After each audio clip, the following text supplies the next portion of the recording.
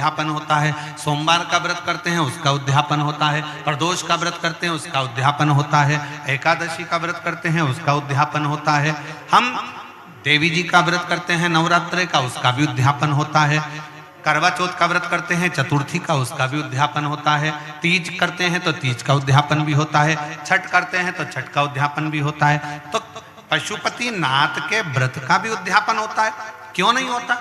जब एक व्रत आप चालू करते हो और पांचवा व्रत जब आपका पूर्ण होता है, तब पांचवें व्रत पर जब आप श्रीफल भेंट और 108 चावल के दाने या बेलपत्री या फूल की पंखड़ी या कुछ भी सामग्री, मूंग आदि कुछ भी शंकर जी को जो आप समर्पित करते हो, 108 चावल के दाने, 108 पत्तियां, वो एक साथ नहीं चढ़ाए जाते।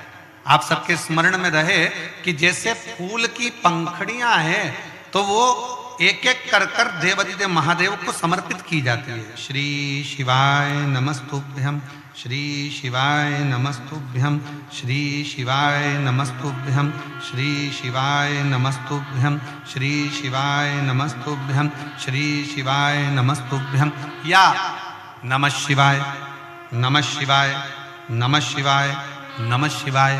पुरुष है तो ओम नमः शिवाय, ओम नमः शिवाय, ओम नमः शिवाय, ओम नमः शिवाय। जिस मंत्र का आप उच्चारण कर रहे हैं, जिस भाव से आप मंत्र का उच्चारण कर कर 108 चावल के दाने या बेलपत्र या पुष्प जो भी समर्पित कर रहे हैं श्रीफल के साथ में, ये जानकर करें कि वो शंकर जी के पशुपति नाथ व्रत का उद्यापन है।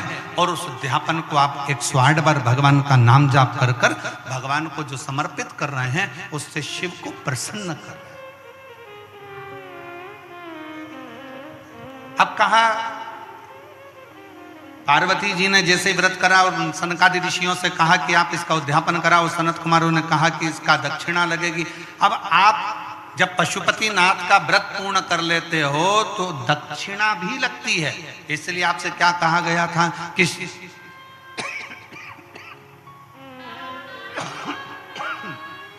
गला पकड़ रहा बेटा, ये गला पकड़ रहा बहुत। श्रीफल के साथ में कोई भी दक्षिणा आप जो बन सके वो भगवान शंकर को समर्पित करिए, जो बन सके, जैसा बन सके, जैसा आप रख सके, जैसा आप दे सके, उसे आपसे जो बने वो दक्षिणा उस श्रीफल के साथ रखें। और 108 चावल का दाना, मूंग का दाना या बेलपत्र या पत्ती या पुष्प या जो भी सामग्री आप समर्पित कर रहे हैं वो आप समर्पित करते जाएं, शिव की आराधना करते जाएं, विनय करते जाएं, निवेदन करते जाएं, अर्चना करते जाएं, विनती करें शिव जी से, निवेदन करें शिव जी से, आराधना करें शिव जी से।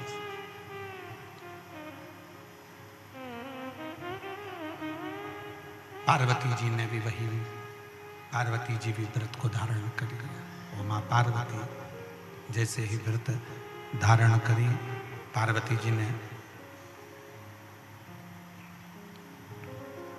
सनकादि ऋषियों में से संत कुमार को कहा कि संत कुमार आप उद्यापन कराइए, आप खुद आइए यहाँ खड़े होकर सुनो तो सही कम से कम कि क्या आवाज आ रही है। सनत कुमार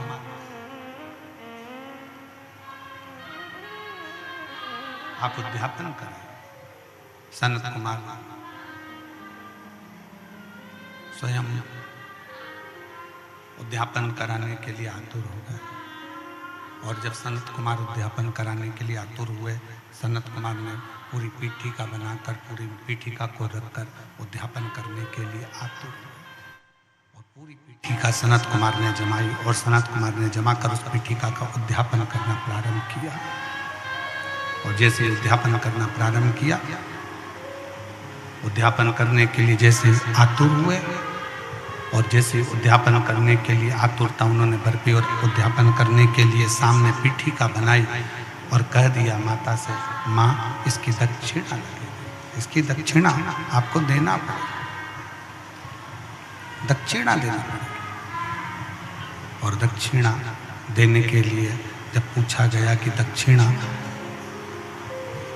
क्या दोगे माँ, आप दक्षिणा क्या दोगे, क्या दक्षिणा दी जाए, क्या दक्षिणा प्रदान करी जाए, क्या दक्षिणा हम दें। तब स्वयं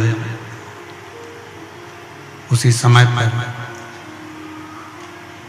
विचार किया गया और पार्वती जी ने स्वयं, माता पार्वती जी ने स्वयं सनत कुमारों से कहा कि आप जो मांगेंगे दक्षिणा में वो दिया जाए, जो आप मांगोगे वो दक्षिणा में दे दिया जाए।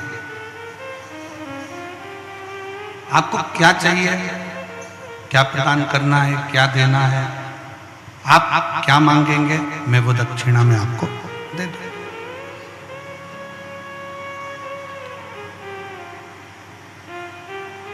आपकी जो इच्छा हो वो दक्षिणा में मांगो। ठीक है मां, वचन देती हो ना मां? सनत कुमार ने पूछा माता पार्वती जी से, आपको वचन देना पड़े। मैं वचन देती हूं। पार्वती जी कहती हैं, जो मांगोगे दक्षिणा में वो मैं तुम्हें दूंगी, जो मांगो।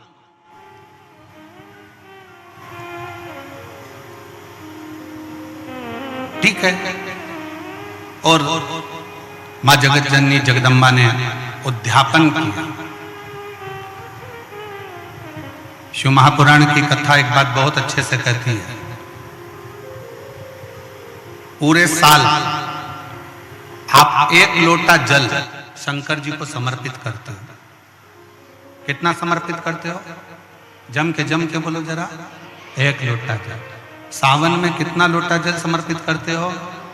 जम के बोलो जरा। 2 लोटा।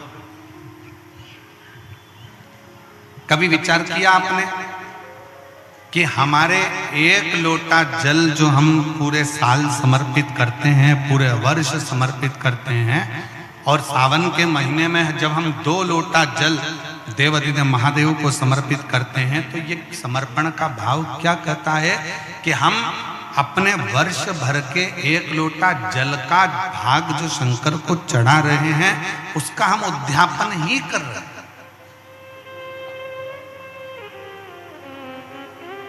दो लोटा जल जो हम समर्पित कर रहे हैं, ये हम भगवान शंकर का उद्यापन ही कर रहे हैं।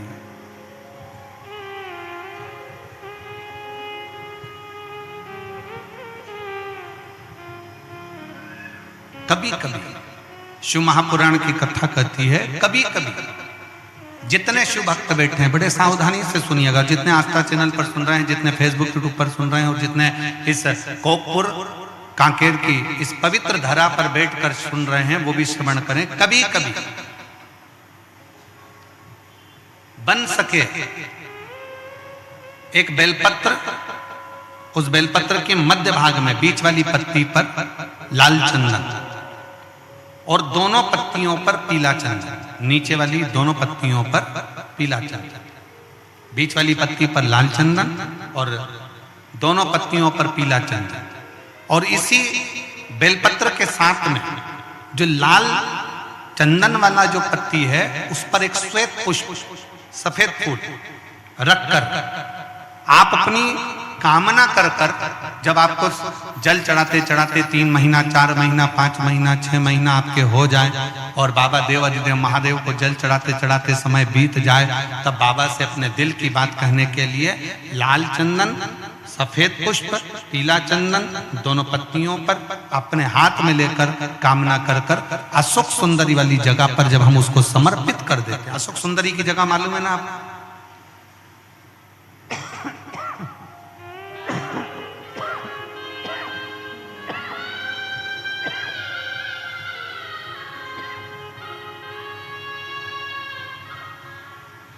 अशोक सुंदरी वाली जगह पर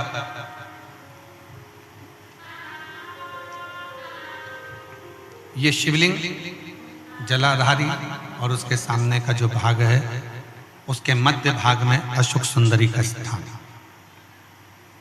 बस इसी स्थान पर बेलपत्र और श्वेत पुष्प, बीच वाली पत्ती पर लाल चंदन, आसपास की पत्तियों पर पीला चंदन और वो शिवलिंग की सम्मुख में जो अशोक सुंदरी का स्थान है वहां समर्पित कर। उस स्थान ये रोज नहीं करना, फिर ध्यान देना, कभी कभी 4-6 महीने निकल जाएं, 8 महीने निकल जाएं, 3 महीने निकल जाएं, 5 महीने निकल जाएं, उस स्थान और ये हमने एक बार नहीं बताया, इसको पहले भी वर्णन कर सकते। एक पत्र है, पत्र में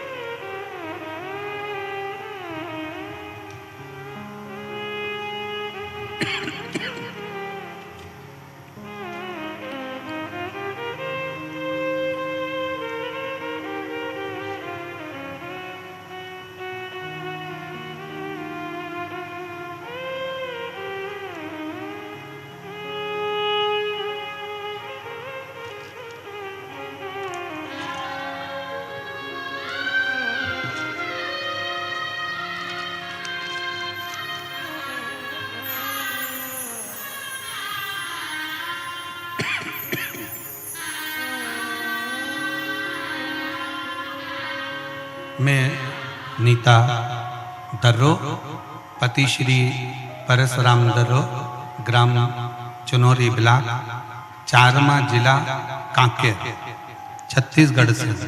कहीं बैठी हो तो हाथ हिला सकती हैं। अगर कहीं बैठी हो तो हाथ हिला सकती हैं। मैं नीता दर्रो, पति श्री परशुराम दर्रो, ग्राम चिनौरी ब्लॉक, चारमा जिला कांकेर, छत्तीसगढ़ की निवासी। कहीं बैठे हो तो हाथ हिला सकते हैं। मेरा मोबाइल नंबर ये है। गुरुजी, मैं भगवान भोलेनाथ की महिमा का क्या गुणगान करूं, क्या बखान करूं? कहीं बैठी हैं? श्री मैं नीता दर्रो, पति श्री परशुराम दर्रो, ग्राम चिनौरी ब्लॉक, चारमा जिला कांकेर, छत्तीसगढ़ की निवासी हूँ। मेरा मोबाइल नंबर ये है। भगवान भोलेनाथ की महिमा का मैं क्या गुणगान करूं। मेरे जीवन में बहुत सारे कष्ट आए। हमारा विवाह 2002 में हुआ। कुछ वर्ष बाद मुझे 2 बेटे पुत्र रत्न में प्राप्त हुए। एक बेटा बचपन में ही कुपोषण के शिकार होने के कारण चल बसा। पहला बेटा समाप्त हो गया। दूसरा बेटा 11वीं कक्षा में पढ़ रहा, 16 वर्ष का अध्ययन करता, जिसकी सड़क दुर्घटना में मृत्यु हो गई। मेरे दोनों बेटे मर गए, जो 2 जुड़वा हुए थे। पहला कुपोषण में चले गया, दूसरा 16 वर्ष की आयु में चला गया। मेरा घर पूरा खाली हो गया। हम लोग रो रो के मरे जाते, नेत्रों में जल भर गया। क्या करें?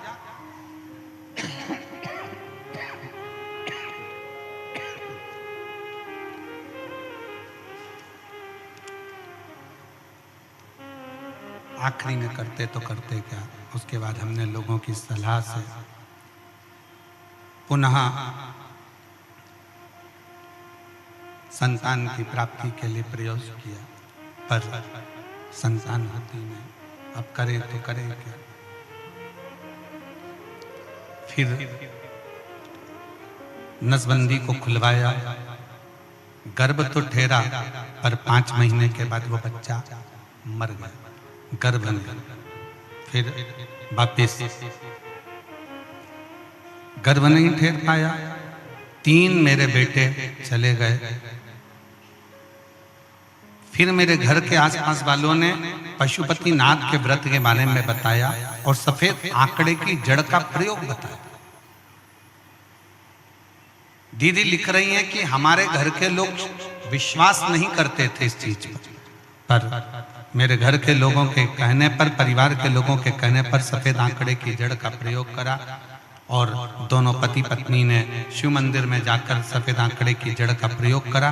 बाबा की कृपा, उसका विश्वास, आपका वो बेलपत्र, लाल चंदन, पीला चंदन और सफेद पुष्प का प्रयोग रंग ला गया गुरुदेव। और 21 वर्ष के बाद मेरे यहाँ पर फिर वापस पुत्र रत्न की प्राप्ति हो गई।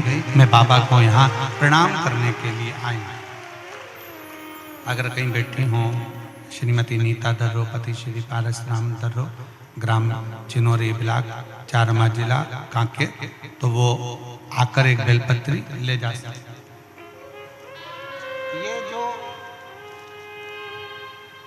ये जो प्रयोग है आपका, एक बेलपत्री, पीला चंदन, लाल चंदन और एक श्वेत पुष्प का जो प्रयोग है वो साधारण नहीं है।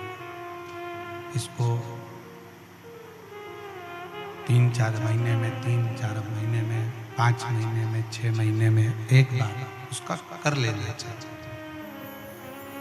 फल की प्राप्ति के लिए, आनंद की प्राप्ति के लिए, कार्य की सिद्धि के लिए ये प्रयोग हो।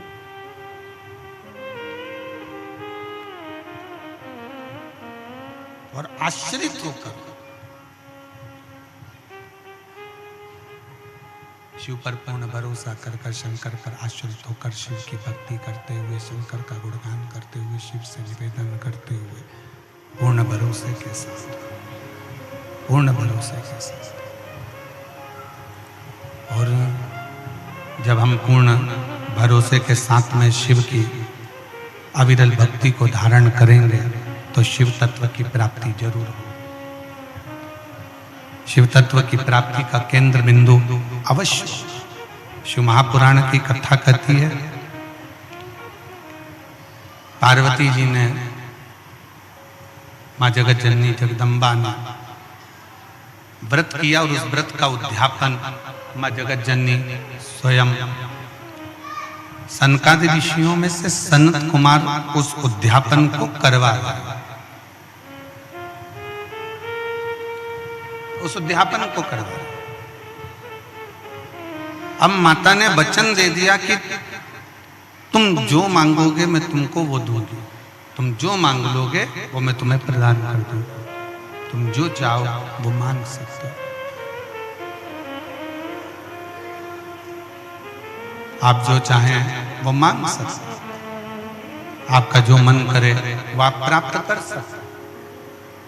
उद्यापन कराया सनत कुमारों ने और बड़े आनंद के साथ जब उद्यापन पूर्ण हो गया तब स्वयं सनत कुमारों ने कहा कि मां, अब हमारी दक्षिणा। और जितने शिव भक्त बैठे हैं बड़े ध्यान से सुनना, शंकर भगवान की सबसे बड़ी दक्षिणा क्या है?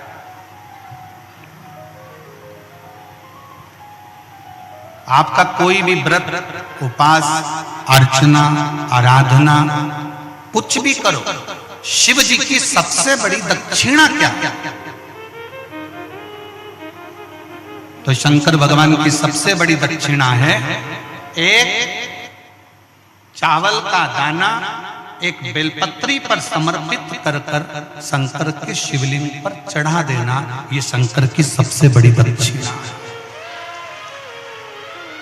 शिव की सबसे बड़ी दक्षिणा, शंकर की सबसे बड़ी दक्षिणा। एक चावल का दाना एक बेलपत्री पर समर्पित कर एक बेलपत्री पर रखकर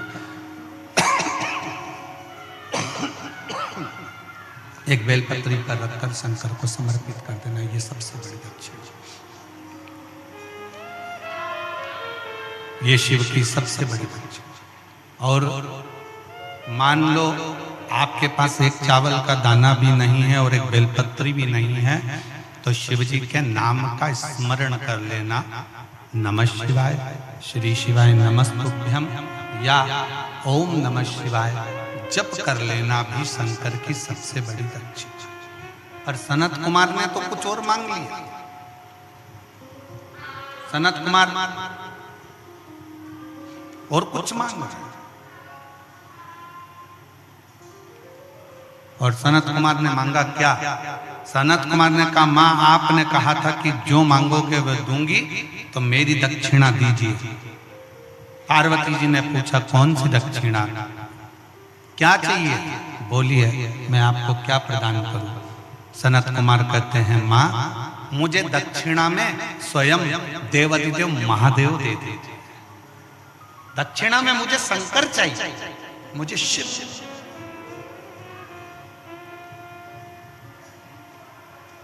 दक्षिणा में मुझे केवल शंकर भगवान चाहिए, शिव चाहिए। और मुझे देवादिदेव महादेव दे दीजिए दक्षिणा, केवल शंकर भगवान दे दीजिए दक्षिणा, इसके सिवाय मुझे कुछ भी नहीं चाहिए, केवल शिव और शिव के सिवा कुछ।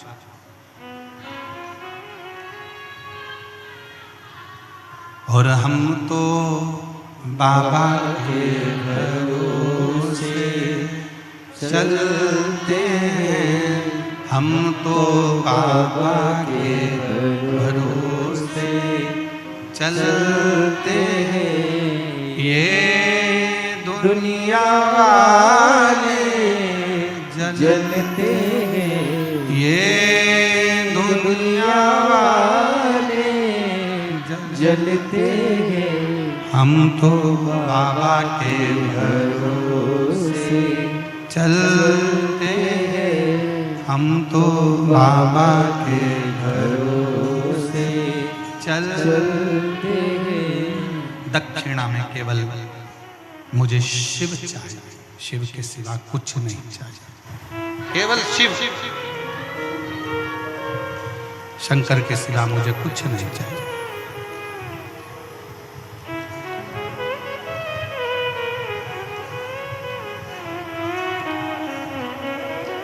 इसके सिवाय मुझे कुछ भी नहीं चाहिए। आप मुझे दक्षिणा में शंकर दे दो। पार्वती जी की आंखों से जल बहने लगा, मां जगतजननी के नेत्रों से जल बह रहा।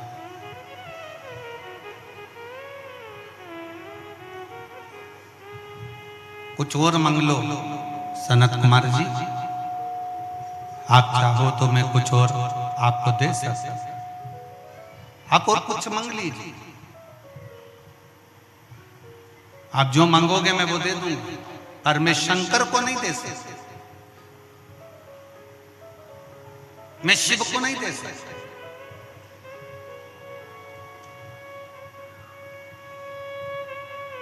सनत कुमार कहते हैं मां, आपने संकल्प लिया था कि जो मांगूंगा वो देना पड़ेगा, आपने संकल्प लिया जो मांगूंगा देना पड़ेगा, तो आप मुझे शिव को दक्षिणा में दो। पार्वती जी ने मना कर दिया, मैं नहीं दे सकती। ब्रह्मा जी के पास सूचना पहुंच गई, ब्रह्मा जी के पास में देवऋषि नारद ने कहा कि शंकर भगवान को दक्षिणा में मांगा गया। कौन मांगे हैं? तो कहा सनत कुमार जी ने दक्षिणा में शिव जी को मांगे दक्षिणा। अब दे तो दे कैसे, कैसे दिया?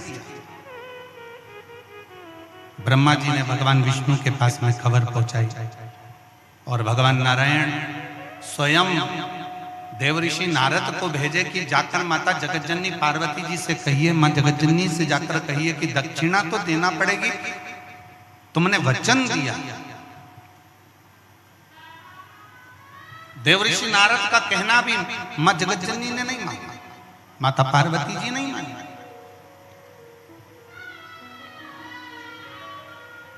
तब स्वयं भगवान विष्णु मां लक्ष्मी के साथ में पार्वती जी की साक्षी में आकर खड़े हो गए, मां जगतजननी के सामने आकर खड़े हो गए और भगवान विष्णु ने माता पार्वती जी से कहा, पार्वती माता से, मां सनत कुमारों ने जो मांगा है वो तो आपको देना ही पड़ेगा, पर मैं शिव को कैसे दूं?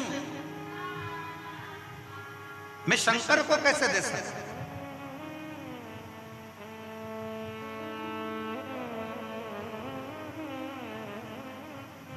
मैं शिव कैसे दे सकता? बहुत समझाया भगवान नारायण ने, खूब समझाया। तब माता पार्वती जी से कहा, एक काम करना, 1000 गौ सनकादि ऋषि को दे देना और उनसे शंकर भगवान को वापिस ले लेना। 1000 गौ माता देकर शंकर को वापिस ले लेना। तुम देव तो सही। पार्वती जी के समझ में आ गया और पार्वती मैया ने शंकर जी को दक्षिणा में सनत कुमारों को दे दिया। सनत कुमारों ने शंकर जी को लिया और लेने के बाद में सनत कुमार जब जाने लगे शंकर जी को साथ में लेकर, तब माता पार्वती जी ने कहा, बाबा रुको सनत कुमार, तुमने पूजन कराई, दक्षिणा में मैंने शंकर दिए, पर उस शिव के बराबर में मैं तुम्हें गौ माता देती हूँ, तुम गाय ले लो और मेरे शंकर को छोड़ दो।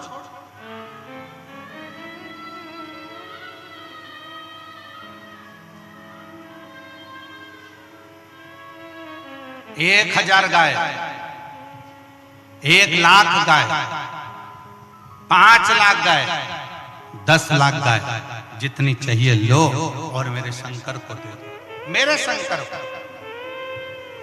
तब सनत कुमारों ने कहा नहीं मां, इतनी गाय तो कम है, 1 करोड़ गाय मैं तुम्हें रतन सोना जड़ित देती हूं, तुम मुझे शंकर भगवान दे दो। तो भी सनत कुमारों ने मना कर दिया। तब शिव जी से माता पार्वती जी ने पूछा आपके बराबर में क्या दूं, क्या दूं मैं आपके बराबर,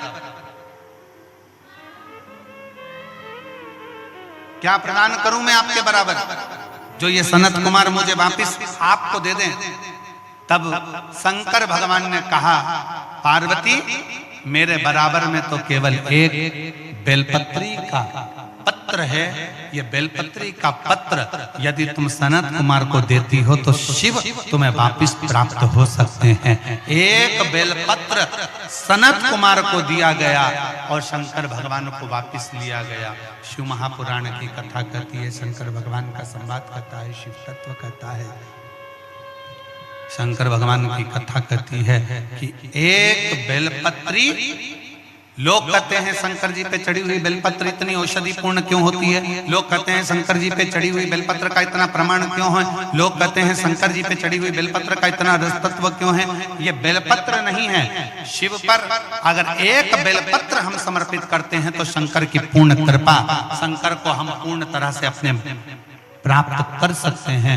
एक विश्वास, भरोसा, दृढ़ता एक बेलपत्र के साथ शिव को दिया गया और शंकर से पूर्ण विश्वास के साथ उनका फल, उसका आशीर्वाद लिया गया। शिव शिव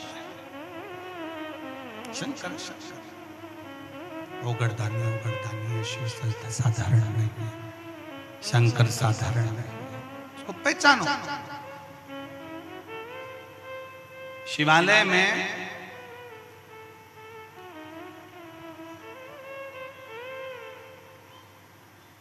शिव महापुराण की कथा कहती है, शिवालय में 5 स्थान ऐसे हैं जहां पर बैठने से व्यक्ति खाली नहीं जाता। शिवालय में 5 स्थान है, 5 जगह ऐसे शिवालय में। पहले नंबर पर ये 5 जो स्थान बताए गए हैं शिव महापुराण में शिवालय के, इन 5 स्थानों पर कभी भी बैठोगे और शंकर को पुकारोगे तो वहां से खाली नहीं जाओगे, वहां से खाली नहीं जाओगे। 5 स्थान, और इसका भी पत्र है।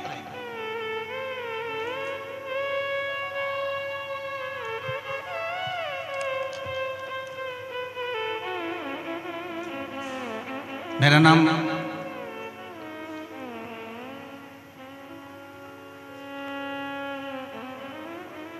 श्रीमती ढिलेश्वरी कोसमा, पति श्री कृष्णलाल कोसमा, ग्राम तरहुल, तहसील दुर्गु कोंदल, सही है, दुर्गु कोंदल, जिला कांकेर का मूल निवासी। दुर्गु कोंदल में किराए के मकान में रहती हूँ। कहीं बैठी हो तो हाथ हिला सकती हैं। आप ही हैं? श्री शिवाय नमस्ते। एक बार वापिस हाथ हिला। दुर्गु कोंदल में किराए के मकान में रहती हूँ। भोले बाबा का मैं क्या लफ्जों में बयान करूं गुरुदेव। हम दोनों पति पत्नी विकलांग हैं। पति आए हैं साथ में। हम दोनों पति पत्नी विकलांग हैं। मेरे पति दोनों पैरों से घुटने के बल चलते हैं। अगर दोनों आए हैं तो दोनों व्यासपीठ पर आ जाओ। आइए। घुटनों के बल चलते हैं और मैं एक पैर से विकलांग हूं। हमारी शादी को 5-6 साल हो गए थे पर संतान का सुख नहीं था। हम लोग पहले शिव को मानते नहीं थे, शंकर का स्मरण नहीं करते थे, शिव को जानते नहीं थे, इधर उधर भटकते रहे, डॉक्टरों को दिखाया, वेदों को दिखाया, बोले कि बच्चेदानी में सूजन है, बताया, तो हमने इसका इलाज भी करवाया, पर कोई फर्क नहीं पड़ा, इसका कोई फर्क नहीं पड़ा।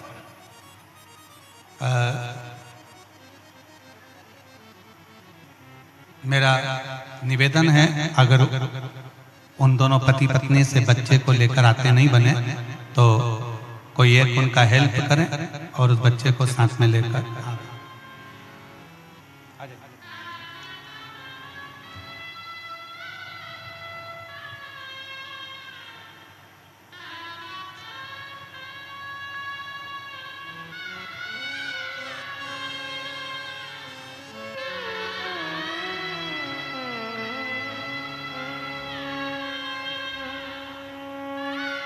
शंभो प्रणाम प्रणाम प्रणाम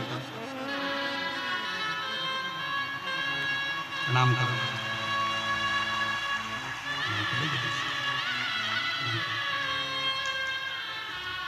21 साल के बाद हुआ है, 2 बेटे थे,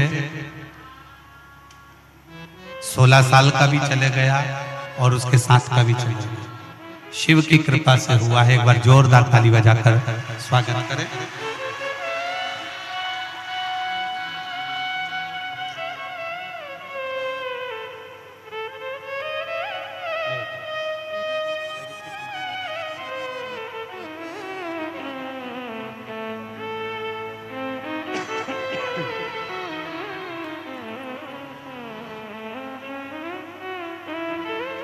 हमारी शादी को कई साल हो गए थे, संतान का सुख नहीं।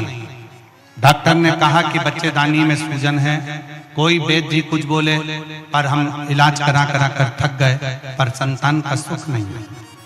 हम शिव को नहीं जानते थे, हम शंकर के मंदिर नहीं जाते थे। तब किसी के कहने पर शंकर जी के मंदिर जाना प्रारंभ करा, शिव को जल चढ़ाना प्रारंभ करा, सफेद आंकड़े की जड़ का प्रयोग किया और पशुपतिनाथ का व्रत किया। और बाबा की कृपा से ऐसी कृपा बाबा ने करी कि 2024 में सावन के महीने में शिव जी का रुद्राभिषेक भी किया और पार्थिव शिवलिंग सावन के महीने में शिवरात्रि पर आपने जो पूजन कराई वो भी किया। बाबा की कृपा से फिर मेरा गर्भ ठहर गया और 21 मार्च 2024 को गुरुवार के दिन बाबा की कृपा से मेरे घर में बेटे ने जन्म लिया, जिसका नाम हमने शिवा रखा, जिसका नाम हमने शिवा रखा। मैं भी पांव से विकलांग हूं और मेरे पति भी घुटने के बल चलते हैं। डॉक्टर ने हमें संतान के लिए मना करा था क्योंकि गर्भाशय में सूजन थी, तो मना कर दिया था। पर शिव के आश्रित रहे, हम लोग शंकर को नहीं मानते थे, पर शंकर ने ऐसी कृपा कर दी, हमारी गोदी भर दी। एक बार जोरदार ताली बजाएं।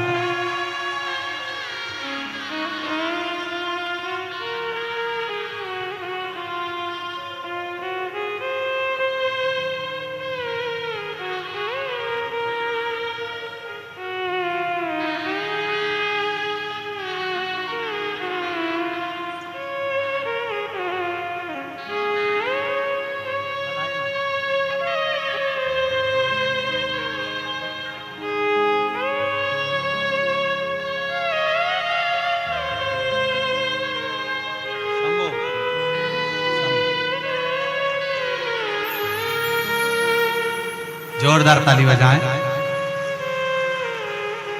हर हर महादेव।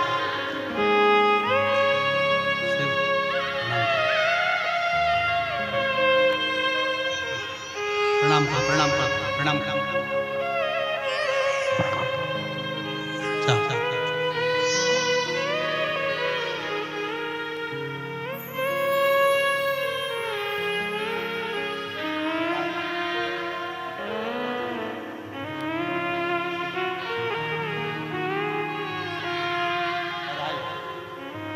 रोते नहीं, खुश होके जाओ। अब तो बाबा ने दे दिया ना, अब खुश खुश खुश।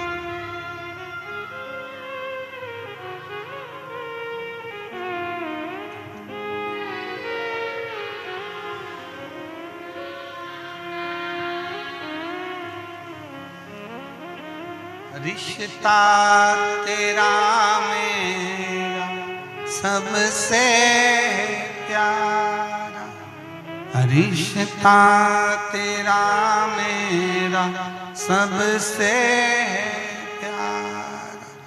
तू मेरा बाबा, मैं हूँ तेरा लाला, मैं हूँ तेरा लाला।